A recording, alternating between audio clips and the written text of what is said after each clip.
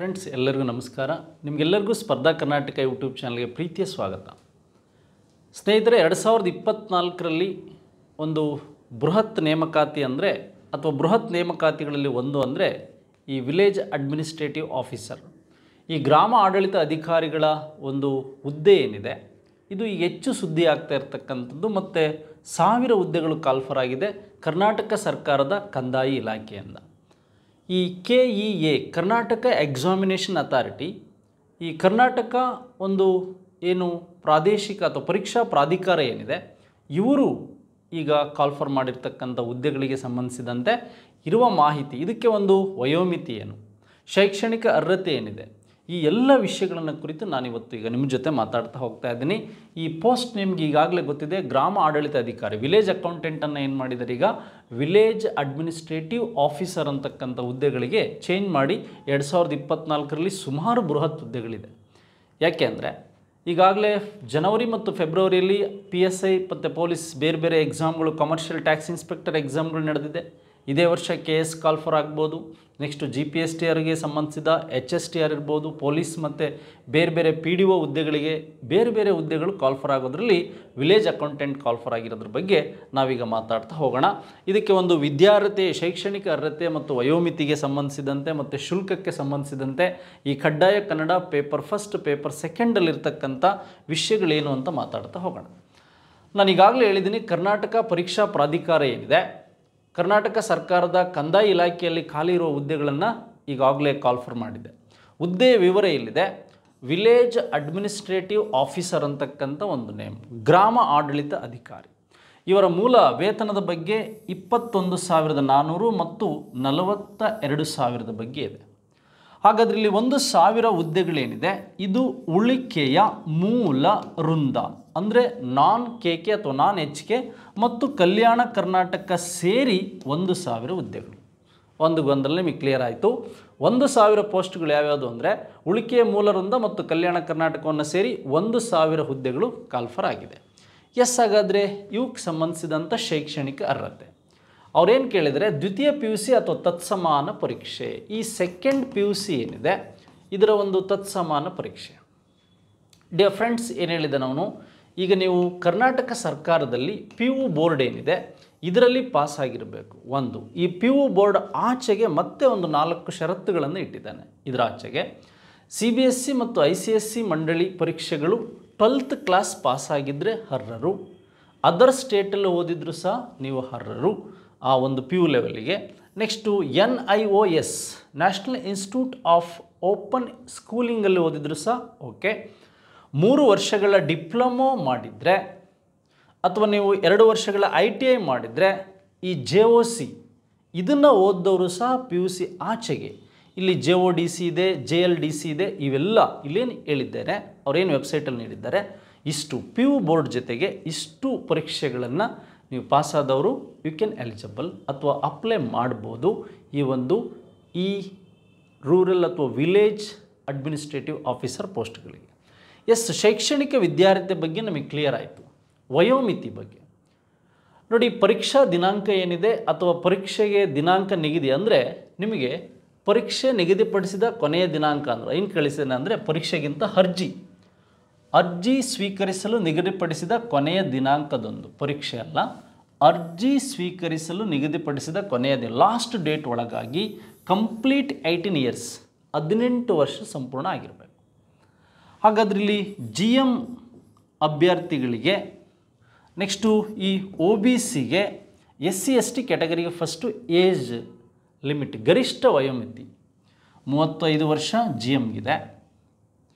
ಇಲ್ಲಿ 2A 2B 3A 3Bಗೆ 38 ವರ್ಷ ಇದೆ. SC ST ಮತ್ತು ಕ್ಯಾಟಗರಿ ಫಸ್ಟಿಗೆ 40 ವರ್ಷ ಇದೆ. ಹಾಗಾದರೆ ಈ ಎರಡಕ್ಕೆ GM ಮತ್ತು OBCಗೆ 750 ರೂಗಳನ್ನು ನೀವು ಶುಲ್ಕ ಇದೆ. ಹಾಗೆ ಪರಿಶಿಷ್ಟ ಜಾತಿ ಪರಿಶಿಷ್ಟ ಪಂಗಡ ಕ್ಯಾಟಗರಿ ಫಸ್ಟಿಗೆ ಎಷ್ಟಿದೆ ಅಂದರೆ 500 ರೂಗಳು ಏನಿದೆ ಶುಲ್ಕ ಇದೆ. ನೀವು ಅಪ್ಲಿಕೇಶನ್ ಫೀಸನ್ನು ಕಟ್ಟಬೇಕು. ಎಸ್, ಹಾಗಾದರೆ ಈಗ ನಮಗೆ ಒಂದು ಶೈಕ್ಷಣಿಕ ವಿದ್ಯಾರ್ಹತೆ ಮತ್ತು ವಯೋಮಿತಿ ಬಗ್ಗೆ ಗೊತ್ತಾಯಿತು. ಹಾಗಾದರೆ ಮುಂದಿನ ಷರತ್ತುಗಳೇನಿದೆ ಅಂತ ನೋಡೋಣ. ಆನ್ಲೈನ್ ಮೂಲಕ ಅರ್ಜಿ ಸಲ್ಲಿಸೋದಕ್ಕೆ ಆರಂಭದ ದಿನಾಂಕ ನೋಡಿ, ಜನವರಿ ಫೆಬ್ರವರಿ ಮಾರ್ಚ್ 4/3/2024 11 ಗಂಟೆಗೆ ಅಪ್ಲಿಕೇಶನ್ ಸ್ಟಾರ್ಟ್ ಆಗುತ್ತೆ. 3/4/2024 ರಾತ್ರಿ 11:59 ಅಪ್ಲಿಕೇಶನ್ ತಗೊಳ್ಳೋದಕ್ಕೆ ಎಂಡ್ ಆಗುತ್ತೆ. 2 ದಿನ ನೆಕ್ಸ್ಟ್ ಅಂದರೆ ನಿಮಗೆ 3 ದಿನಗಳ ಕಾಲ ನೀವು ಅಪ್ಲೈ ಮಾಡಿದಂತಹ ಅಪ್ಲಿಕೇಶನ್ಗೆ ಶುಲ್ಕ ಪಾವತಿ ಫೀಸನ್ನು ಕಟ್ಟೋದಕ್ಕೆ ಅವಕಾಶ ಇರುತ್ತೆ. ಹೆಚ್ಚಿನ ಮಾಹಿತಿಗಾಗಿ ನೀವು ಕರ್ನಾಟಕ ಅಥವಾ ಈ ಒಂದು KEA ಬೋರ್ಡ್ ವೆಬ್ಸೈಟಲ್ಲಿ ವಿಚಾರಗಳನ್ನು ತಿಳ್ಕೊಬೋದು. ನೆಕ್ಸ್ಟ್ ಈ ಪೇಜು ತುಂಬ ಇಂಪಾರ್ಟೆಂಟು. ನೋಡಿ ಇಲ್ಲಿ ಅರ್ಜಿ ಸಲ್ಲಿಸುವ ವಿಧಾನ. ಪ್ರಾಧಿಕಾರ ವೆಬ್ಸೈಟ್ ಏನಿದೆ KEA ಕೇರ್ ನೆಕ್ ಅಂತಕ್ಕಂಥ .in ಅಂತ ಏನಿದೆ, ಇಲ್ಲಿ ಏನು ಹೇಳ್ತಾ ಇದ್ದಾರೆ, ಅಭ್ಯರ್ಥಿಯು ಯಾವುದಾದರೂ ಒಂದು ಜಿಲ್ಲೆಗೆ ಮಾತ್ರ ಹುದ್ದೆ ಬಯಸಿ ಅರ್ಜಿಯನ್ನು ಸಲ್ಲಿಸಬೇಕು. ಒಂದು ಅಪ್ಲಿಕೇಶನಲ್ಲಿ ಒಂದೇ ಹುದ್ದೆಯನ್ನು ಬಯಸಿ ನೀವು ಏನು ಮಾಡಬೇಕು, ಅಪ್ಲಿಕೇಶನನ್ನು ಸಲ್ಲಿಸಬೇಕು. ಒಂದು ಗೊತ್ತಿರಲಿ, ಒಂದು ಅರ್ಜಿಯಲ್ಲಿ ಒಂದು ಜಿಲ್ಲೆಯ ಹೆಸರನ್ನು ನೀವು ಏನು ಮಾಡಬೇಕು, ಸೆಲೆಕ್ಟ್ ಮಾಡಬೇಕು ಅಂತಿದೆ. ಎರಡನೇದು ಹೇಳ್ತಾ ಇದ್ದಾನೆ, ಒಮ್ಮೆ ಸಲ್ಲಿಸಿದ ಅರ್ಜಿಯಲ್ಲಿನ ಯಾವುದೇ ಮಾಹಿತಿಯನ್ನು ಯಾವುದೇ ಹಂತದಲ್ಲಿ ತಿದ್ದುಪಡಿಸಲಾಗಲ್ಲ. ಒಂದು ಸರಿ ನೀವು ಅಪ್ಲೈ ಮಾಡಿದರೆ ಅದರಲ್ಲಿ ನೋ ಚೇಂಜಸ್ ಮಾಡೋದಕ್ಕಾಗಲ್ಲ ಅಂತ ಅವನು ಮೊದಲೇ ಹೇಳ್ತಾ ಇದ್ದಾನೆ. ಬದಲಾವಣೆಗಳೇ ಅವಕಾಶ ಇಲ್ಲ. ಆದ್ದರಿಂದ ಅಭ್ಯರ್ಥಿಗಳು ಎಚ್ಚರಿಕೆಯಿಂದ ಅಧಿಸೂಚನೆಯನ್ನು, ನೋಟಿಫಿಕೇಷನ್ಗಳನ್ನು ಓದಿ ಅರ್ಥೈಸಿಕೊಂಡು ಅರ್ಜಿಯನ್ನು ಸಲ್ಲಿಸಬೇಕು ಅಥವಾ ಸೂಚಿಸಲಾಗಿದೆ ಅಥವಾ ಸಲ್ಲಿಸಬೇಕು ಅಂತಿದೆ. ಫಸ್ಟೇ ನೀವು ಕೇರ್ಫುಲ್ಲಾಗಿ ನೋಟಿಫಿಕೇಷನನ್ನು ಓದ್ಕೊಂಡು ಸಲ್ಲಿಸಬೇಕು. ಒಳ್ಳೆ ಕಡೆ ನಿಮಗೆ ಗೊತ್ತಿರತಕ್ಕಂಥ ವಿಷಯಗಳನ್ನು ತಿಳ್ಕೊಂಡ್ಬಿಟ್ಟು ಸಲ್ಲಿಸಬೇಕು. ನೋಡಿ, ಅಭ್ಯರ್ಥಿಗಳು ಕೇವಲ ಒಂದು ಜಿಲ್ಲೆಗೆ ಮಾತ್ರ ಅರ್ಜಿಯನ್ನು ಸಲ್ಲಿಸಬೇಕಾಗಿರುತ್ತದೆ. ಒಂದಕ್ಕಿಂತ ಹೆಚ್ಚು, ಒಂದು ಅಭ್ಯರ್ಥಿ ಒಂದು ಜಿಲ್ಲೆ ಮಾತ್ರ ಹೇಳ್ತಾ ಇದ್ದಾರೆ. ಅಕಸ್ಮಾತ್ ಒಂದಕ್ಕಿಂತ ಹೆಚ್ಚು ಜಿಲ್ಲೆಗಳಲ್ಲಿ ಅರ್ಜಿಯನ್ನು ಸಲ್ಲಿಸಿದರೆ, ಈಗ ಹೈಯೆಸ್ಟ್ ಎಲ್ಲೋ 2 ಕಡೆ 2 ಡಿಸ್ಟಿಕ್ಕಲ್ಲಿರುತ್ತೆ, ಅಲ್ಲಿಗೆ ಸಲ್ಲಿಸಿದ್ರಿ ಅಂತ ಇಟ್ಕೊಳ್ಳಿ. ಸ್ಪರ್ಧಾತ್ಮಕ ಪರೀಕ್ಷೆ ಬರೆಯಲು ಬಳಸಲಾದ ಅರ್ಜಿಯನ್ನು ಮಾತ್ರ ಪರಿಗಣಿಸಲಾಗುತ್ತೆ. ನಿಮಗೆ ಯಾವುದೋ ಒಂದು 2 ಡಿಸ್ಟಿಕ್ಕಲ್ಲಿ ಹೈಯೆಸ್ಟ್ ಇದೆ, ಒಂದು ಡಿಸ್ಟಿಕ್ಕಿಗೆ ಒಂದು ಶುಲ್ಕವನ್ನು ಕಟ್ಟಿ ಅರ್ಜಿ ಸಲ್ಲಿಸಿರ್ತೀರ, ಇನ್ನೊಂದು ಡಿಸ್ಟಿಕ್ಕಿಗೆ ಮತ್ತೊಂದು ಶುಲ್ಕವನ್ನು ಕಟ್ಟಿ ಅರ್ಜಿ ಸಲ್ಲಿಸಿರ್ತೀರ. ಇನ್ನೇನು ಎಕ್ಸಾಮ್ ಟೈಮಲ್ಲಿ ನೀವು ಎಲ್ಲಿ ಎಕ್ಸಾಮ್ ಬರೀತೀರ, ಯಾವ ಡಿಸ್ಟಿಕ್ಕಲ್ಲಿ ಎಕ್ಸಾಮ್ ಬರೀತೀರ, ಆ ಡಿಸ್ಟಿಕ್ಕಿನ ಅರ್ಜಿಯನ್ನು ನಾವು ಪರಿಗಣಿಸ್ತೀವಿ ಅಂತ ಹೇಳ್ತಾ ಇದ್ದಾರೆ. ಒಟ್ಟು 2 ಕಡೆ ಹಾಕ್ಬೋದು. ಹಾಕಿದರೆ ಹೇಗೆ ಅಂದರೆ ಈ ಥರ ಒಂದು ಷರತ್ತನ್ನು ಅವರು ನೀಡ್ತಾ ಇದ್ದಾರೆ.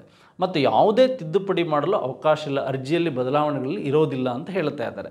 ಹಾಗಾದರೆ ಒಂದು ಅರ್ಜಿಯಲ್ಲಿ ಒಂದೇ ಜಿಲ್ಲೆಯಲ್ಲಿ ನಾವು ಪರೀಕ್ಷೆಯನ್ನು ಬರೆಯೋದಕ್ಕೆ ಒಂದೇ ಜಿಲ್ಲೆಯ ಹೆಸರನ್ನು ಹಾಕಬೇಕು. 2 ಜಿಲ್ಲೆಯಲ್ಲಿ ಹಾಕಿದರೆ 2 ಬೇರೆ ಬೇರೆ ಜಿಲ್ಲೆಗಳಲ್ಲಿ ಹಾಕಿದರೆ 2 ಅರ್ಜಿಗಳನ್ನು ಹಾಕಬೇಕು.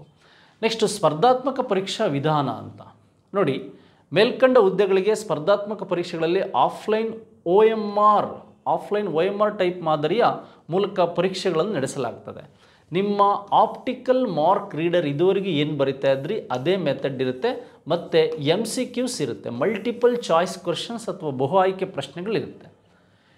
ಇದು ಏನಾಗಿದೆ ಅಂತಕ್ಕಂಥದ್ದು ನೋಡಿದ್ರೆ, ಎಲ್ಲಿ ಪರೀಕ್ಷೆಯನ್ನು ನಡೆಸ್ತಾರೆ, ಸ್ಪರ್ಧಾತ್ಮಕ ಪರೀಕ್ಷೆಗಳನ್ನು ರಾಜ್ಯದ ಎಲ್ಲ ಜಿಲ್ಲಾ ಕೇಂದ್ರಗಳಲ್ಲೂ ನಡೆಸಲಾಗುತ್ತೆ. ಯಾವುದಾದ್ರೂ ಒಂದು ಜಿಲ್ಲೆಯಲ್ಲಿ ಅತಿ ಹೆಚ್ಚು ಅಪ್ಲಿಕೇಶನ್ ಬಿದ್ದಂಥ ಸಂದರ್ಭದಲ್ಲಿ ನೋಡಿ ಅಲ್ಲಿ ಹೇಳಿದ್ದಾರೆ, ಆಡಳಿತಾತ್ಮಕ ಉದ್ದೇಶದಿಂದ ಜಿಲ್ಲಾ ಪರೀಕ್ಷಾ ಕೇಂದ್ರಗಳು ಬದಲಾವಣೆ ಷರತ್ತಿಗೆ ಒಳಪಟ್ಟಿರಬೇಕು.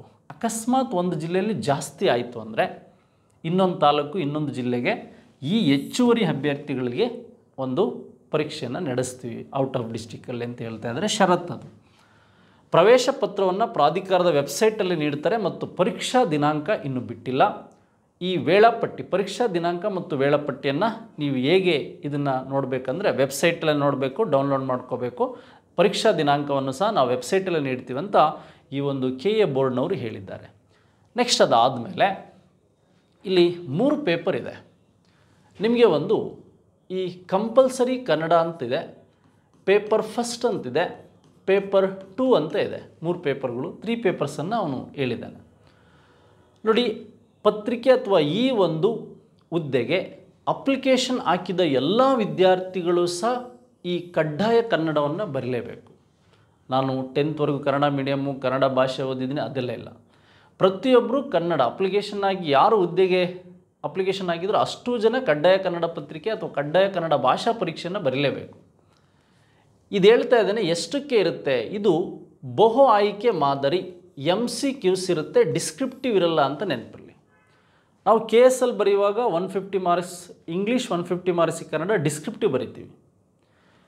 ಅದೇ ಮಾದರಿಯಲ್ಲಿ ಈ ಒಂದು ಗದ್ಯ ಇರ್ಬೋದು, ಪತ್ರಲೇಖನ ಇರ್ಬೋದು, ವಿರುದ್ಧಾರ್ಥಕ ಪದ ಸಮಾನಾರ್ಥಕ ಇರ್ಬೋದು, ಗಾದೆಗಳಿರ್ಬೋದು, ಸಾರಾಂಶ ಓದಿ ಬರೆಯೋದಿರ್ಬೋದು, ಈಗ ನಿಮಗೆ PQRS ಇರ್ಬೋದು.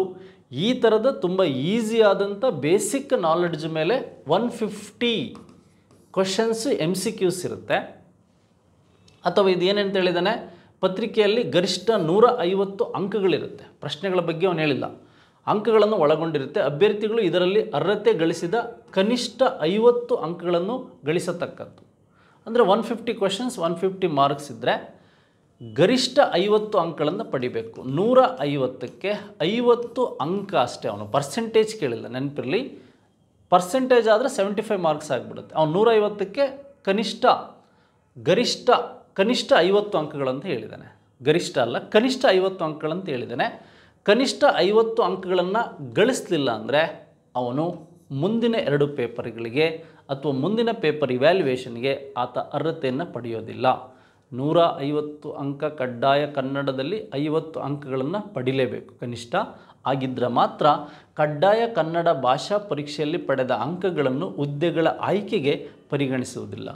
ಈ ನೆಕ್ಸ್ಟ್ 200 ಮಾರ್ಕ್ಸಿಗೆ ಇದು ಯಾವುದೇ ಕಾರಣಕ್ಕೂ ಹೋಗಲ್ಲ. ಇದು ಜಸ್ಟ್ ಎಲಿಜಿಬಲ್. ಅವನು ಹೇಳ್ತಾ ಇದ್ದಾನೆ, ಇದೊಂದು ಅರ್ಹತಾ ಪರೀಕ್ಷೆ ಮಾತ್ರ.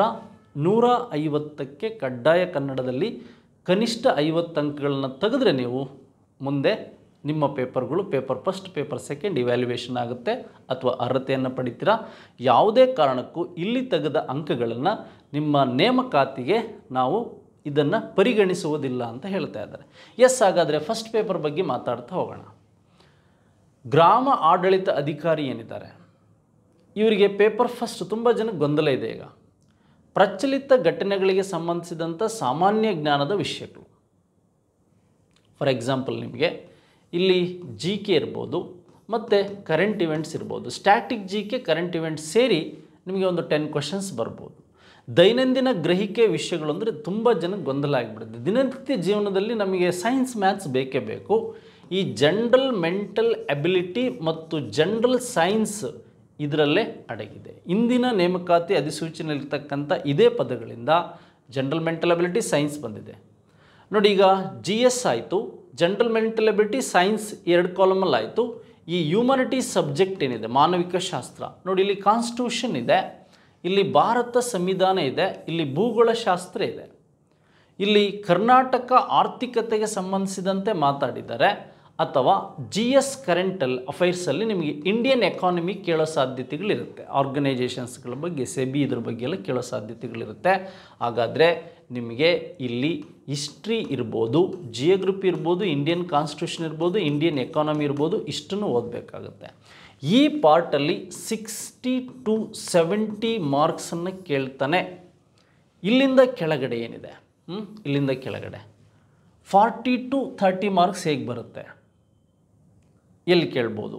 ಇಲ್ಲಿ ನಿಮಗೆ ಪ್ರಾದೇಶಿಕ ಆಡಳಿತ, ಹೊಸ ಸಿಲೆಬಸ್ಸಿಗೆ ಸಂಬಂಧಿಸಿದಂತೆ ಪ್ರಾದೇಶಿಕ ಆಡಳಿತ, ಈ ಲೋಕಲ್ ಅಡ್ಮಿನಿಸ್ಟ್ರೇಷನ್ಗೆ ಗ್ರಾಮೀಣ ಅಭಿವೃದ್ಧಿ, ಪಂಚಾಯತ್ ರಾಜ್ ಸಂಸ್ಥೆಗಳ ಗ್ರಾಮೀಣ ಸಹಕಾರಿ ಸಂಸ್ಥೆಗಳು ಮತ್ತು ಆರ್ಥಿಕ ಕರ್ನಾಟಕ ಸಮೀಕ್ಷೆ, ಮತ್ತು ಇಲ್ಲಿರ್ತಕ್ಕಂತಹ ಕರ್ನಾಟಕದ ಎನ್ವೈರ್ನ್ಮೆಂಟ್ ಇಶ್ಯೂಸ್ ಏನಿದೆ, ಈ ಎನ್ವೈರ್ನ್ಮೆಂಟ್ ಇಶ್ಯೂಸಿಗೆ ಸಂಬಂಧಿಸಿದಂತೆ ನಿಮಗೆ ಒಂದು ಕ್ಲೈಮೇಟ್ ಚೇಂಜ್ ಇರ್ಬೋದು, ಗ್ಲೋಬಲ್ ವಾರ್ಮಿಂಗ್ ಇರ್ಬೋದು, ನಿಮಗೆ ಇದಕ್ಕೆ ಸಂಬಂಧಿಸಿದಂತೆ ಗ್ರೀನ್ ಹೌಸ್ ಎಫೆಕ್ಟ್ ಇರ್ಬೋದು, ಎಕಾಲಜಿ ಬೇಸ್ ಮೇಲೆ ಬರ್ತಕ್ಕಂಥ ಪ್ರಶ್ನೆಗಳು.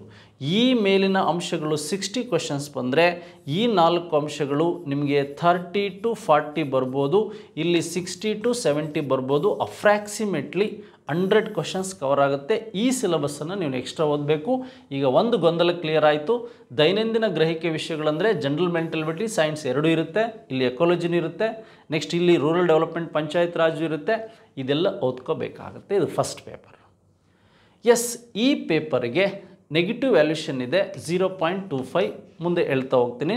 ನಿಮ್ಮ ಪೊಲೀಸ್ ಮತ್ತು ಏನು PSI ಬೇರೆ ಎಕ್ಸಾಮ್ಗಳು ಬರೀತಿರಲ್ವಾ, ಇಲ್ಲಿ ಅವನೇನು ಹೇಳ್ತಾನೆ, ಈ 1/4 ಅಂತ ಹೇಳ್ತಾನೆ. 1/4 ಅಂದರೆ 4 ಪ್ರಶ್ನೆಗಳನ್ನೇನಾದರೂ ನೀವು ಈ ತಪ್ಪು ಮಾಡಿದೆ, 4ನೇ 1 ಭಾಗ, 4 ಪ್ರಶ್ನೆಗಳು ತಪ್ಪಾದರೆ 1 ಅಂಕವನ್ನು ಏನು ಮಾಡ್ತೀವಿ, ಲೆಸ್ ಮಾಡ್ತೀವಿ ಅಂತ ಹೇಳ್ತಾ ಇದ್ದಾನೆ. ಅದನ್ನು ನಾವು 0.25 ನೆಗೆಟಿವ್ ಮಾರ್ಕಿಂಗ್ ಅಂತ ಕರಿತೀವಿ. ನೆಕ್ಸ್ಟ್ ಹಾಗಾದರೆ ಪತ್ರಿಕೆ 2ರಲ್ಲಿ ಕನ್ನಡ 35 ಮಾರ್ಕ್ಸ್, ಇಂಗ್ಲೀಷ್ 35 ಮಾರ್ಕ್ಸ್, ಹಾಗೆ ಕಂಪ್ಯೂಟರ್ 30 ಮಾರ್ಕ್ಸಿಗಿದೆ, ಒಟ್ಟು 100. 100 ಪ್ರಶ್ನೆಗಳು 2 ಗಂಟೆ. ಹಾಗೆ ನಿಮಗೆ ಫಸ್ಟ್ ಪತ್ರಿಕೆಯಲ್ಲೂ ಸಹ 100 ಅಂಕಗಳಿರುತ್ತೆ, 2 ಗಂಟೆಗಳಿರುತ್ತೆ ಅವಕಾಶ. ನೆಕ್ಸ್ಟು ಅದೇ ರೀತಿಯಾಗಿ ನಿಮಗೆ ಇಲ್ಲಿ ಸಾಮಾನ್ಯ ಕನ್ನಡ, ಸಾಮಾನ್ಯ ಇಂಗ್ಲೀಷ್ ಮತ್ತು ಕಂಪ್ಯೂಟರ್ ಜ್ಞಾನ ಸೇರಿ ಜನರಲ್ ಅವೇರ್ನೆಸ್ ಆದಮೇಲೆ ಇದು ಕಮ್ಯುನಿಕೇಷನ್ ಪೇಪರ್ಲಿ 100 ಕ್ವಶನ್ಸ್ 100 ಮಾರ್ಕ್ಸ್ ಇರುತ್ತೆ. ನೆಕ್ಸ್ಟ್ ನಿಮಗೆ ಇಲ್ಲಿ 2 ಗಂಟೆಗಳ ಸಮಯ ಇರುತ್ತೆ ಅಂತಕ್ಕಂಥದ್ದು ನೋಡ್ಬೋದು. ಆದರೆ ಈ ಪೇಜನ್ನು ನೀವು ವಿಶೇಷವಾಗಿ ನೆನ್ಪಿಟ್ಕೋಬೇಕು. ಸ್ಪರ್ಧಾತ್ಮಕ ಪರೀಕ್ಷೆಗೆ ವಿವರವಾದ ವೇಳಾಪಟ್ಟಿಯನ್ನು ಪ್ರಾಧಿಕಾರದ ವೆಬ್ಸೈಟಲ್ಲಿ KEA ವೆಬ್ಸೈಟಲ್ಲಿ ಬಿಡ್ತೀವಿ. ಏಕೆಂದರೆ ಎಕ್ಸಾಮ್ ಡೇಟ್ ಅನೌನ್ಸ್ ಆಗಿಲ್ಲ. ಸದರಿ ಹುದ್ದೆಗಳ ನೇಮಕಾತಿಗಳ ಸ್ಪರ್ಧಾತ್ಮಕ ಪರೀಕ್ಷೆಯನ್ನು ಆಫ್ಲೈನ್ OMR ಆನ್ಲೈನ್ ಇಲ್ಲ, ಆಫ್ಲೈನಲ್ಲೇ ನಾವು ಮಾಡ್ತೀವಿ ಮೂಲಕ ಸ್ಪರ್ಧಾತ್ಮಕ ಪರೀಕ್ಷೆಗಳನ್ನು ನಡೆಸಲಾಗ್ತದೆ. ಇಲ್ಲಿ ಒಂದು ವಿಶೇಷವಾದ ಪ್ರಶ್ನೆ ಇದೆ. ಅಭ್ಯರ್ಥಿ ಅರ್ಹತೆಗಾಗಿ ಸ್ಪರ್ಧಾತ್ಮಕ ಪರೀಕ್ಷೆಯಲ್ಲಿ ಒಟ್ಟು ಅಂಕಗಳಲ್ಲಿ, ಸ್ಪರ್ಧಾತ್ಮಕ ಪರೀಕ್ಷೆ ಅಂದರೆ ಇಲ್ಲಿ 200 ಮಾರ್ಕ್ಸಿಗೆ ಮಾತ್ರ ನಾವು ಕನ್ಸಿಡರ್ ಮಾಡ್ತಾ ಇದ್ದೀವಿ.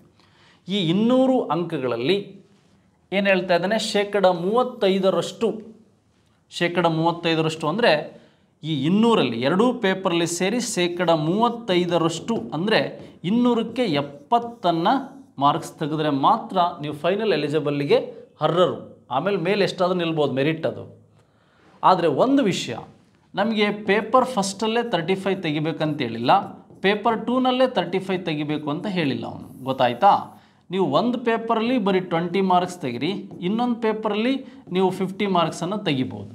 ಒಟ್ಟಾರೆಯಾಗಿ ಏನು ಹೇಳ್ತಾ ಇದ್ದಾನೆ, 200 ಒಟ್ಟು ಅಂಕಗಳಲ್ಲಿ 35% ಅಂದರೆ 200ಕ್ಕೆ 70 ಅಂಕಗಳನ್ನು ನೀವು ತೆಗಿಬೇಕು 2 ಪೇಪರಿಂದ ಸೇರಿ ಅಂತ ಹೇಳ್ತಾ ಇದ್ದಾನೆ. ನೆಗೆಟಿವ್ ಮಾರ್ಕಿಂಗ್ ಹೇಳಿದೆ, ಇಲ್ಲಿ 4ನೇ 1 ಭಾಗ ಅಥವಾ 0.25 ಏನಿದೆ ಇದ್ರ ಬಗ್ಗೆನೂ ಸಹ ನಿಮಗೆ ಮಾಹಿತಿ ಇರಬೇಕು. ಹಾಗಾದರೆ ಇದರ ಒಂದು ಜಿಲ್ಲಾವಾರು ನೇಮಕಾತಿ ಹೇಗಿರುತ್ತೆ, ಇದು ಸ್ಟೇಟ್ ಲೆವೆಲ್ ಅನ್ನೋದಕ್ಕಿಂತ ಈಗ ಇಷ್ಟು ಜಿಲ್ಲೆಗಳಲ್ಲಿ ನೀವು ಪರೀಕ್ಷೆ ಬರೆದ್ರೆ ಇದು ಸ್ಟೇಟ್ ಲೆವೆಲ್ಗಿಂತ ಜಿಲ್ಲಾವಾರು ನೇಮಕಾತಿ ಇರುತ್ತೆ. ಯಾರೋ ಒಬ್ಬ ಒಂದು ಡಿಸ್ಟಿಕಲ್ಲಿ ನಾವು ಸ್ಟೇಟ್ ವೈಸ್ ಪರ್ಸೆಂಟೇಜನ್ನು ನೇಮಕ ಮಾಡೋಕ್ಕಾಗೋದಿಲ್ಲ, ಆಯಾ ಜಿಲ್ಲಾವಾರು ಏನು ಮಾಡುತ್ತೆ, ನೇಮಕಾತಿ ನಿಮ್ಮ ಮೆರಿಟ್ ಮೇಲೆ ನಡೆಯುತ್ತೆ. ಮೆರಿಟ್ ಮೇಲೆ ಒಂದು ಡಿಸ್ಟಿಕಲ್ಲಿ 60ಕ್ಕೆ ನಿಲ್ಬೋದು, ಒಂದು ಡಿಸ್ಟಿಕಲ್ಲಿ 80ಕ್ಕೆ ನಿಲ್ಬೋದು, ಒಂದು ಡಿಸ್ಟಿಕಲ್ಲಿ 80ಕ್ಕೆ ನಿಲ್ಬೋದು. ಹಾಗಾಗಿ ಇದರ ಅವಕಾಶಗಳು ಅರ್ಹತೆಗಳು ಜಾಸ್ತಿ ಇರುತ್ತೆ. 73, 66, 60 ಮತ್ತು ಬೆಳಗಾವಿಯಲ್ಲಿ 64. ಇವು ಇಲ್ಲಿರ್ತಕ್ಕಂಥ ಪೋಸ್ಟ್ಗಳು ಯಾವುದು ಅಂದರೆ ಇವು ಎಲ್ಲರೂ ಬರಿಬೋದಂಥ ಉಳಿಕೆ ಮೂಲ ವೃಂದದ ಒಂದು ಸಂಖ್ಯೆ. ಈ ಉಳಿಕೆ ಮೂಲ ವೃಂದದ ಸಂಖ್ಯೆಗಳಿಗೆ ಸಂಬಂಧಿಸಿದಂತೆ ನಾನು ನೋಡಿದ್ವಿ. ಇವನ್ನ ಬರೆಯೋದಕ್ಕೆ ಏನೆಲ್ಲ ಅವಕಾಶಗಳಿದೆ ಮತ್ತು ಅದರ ವಿಶೇಷತೆಗಳೇನು ಅಂತಕ್ಕಂಥದ್ದು ನೀವು ನೋಡಿದ್ರಿ. ನೆಕ್ಸ್ಟ್ ಕಲ್ಯಾಣ ಕರ್ನಾಟಕದಲ್ಲಿ ಎಷ್ಟು ಅವಕಾಶಗಳಿದೆ ಅಂತಕ್ಕಂಥದ್ದು ಗೊತ್ತಾಯಿತು. ಕಲ್ಯಾಣ ಕರ್ನಾಟಕದಲ್ಲೂ ಸಹ ನಿಮಗೆ ಎಷ್ಟು ಅವಕಾಶಗಳಿದೆ ಅಂತ ಗೊತ್ತಾಯಿತು. ಕಲಬುರಗಿ, ರಾಯಚೂರು, ಕೊಪ್ಪಳ, ಬಳ್ಳಾರಿ, ಬೀದರ್ ಮತ್ತು ಯಾದಗಿರಿ, ವಿಜಯನಗರ.